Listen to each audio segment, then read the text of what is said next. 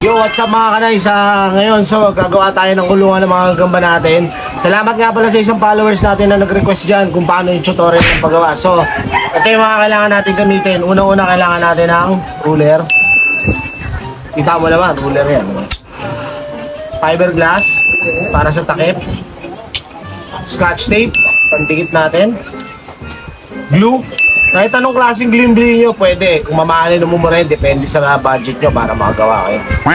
Siyempre, gunting. Pangkat natin.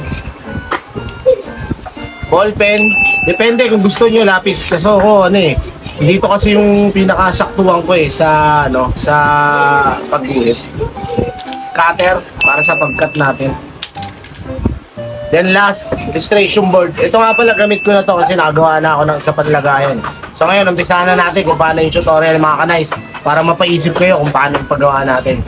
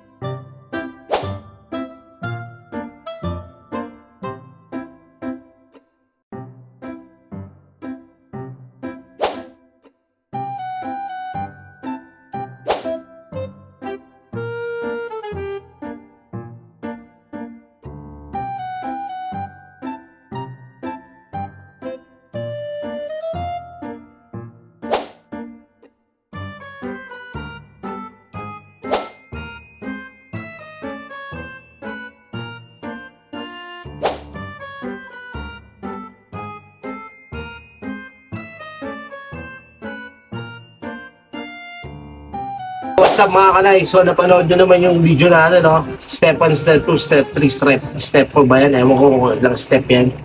So ito na yung finished product natin. Ito yung kanalabasan ng ginawa nating bahay ng gagamba. Sana nagustuhan nyo, sana naintindihan nyo yung video ko. Kasi napaisip talaga ako, maintindihan nyo eh. Pero ginawa ko lahat para lang mapakita yung tutorial sa inyo. So ito yung finished product. Guys, sa paisip. Salamat. Yay!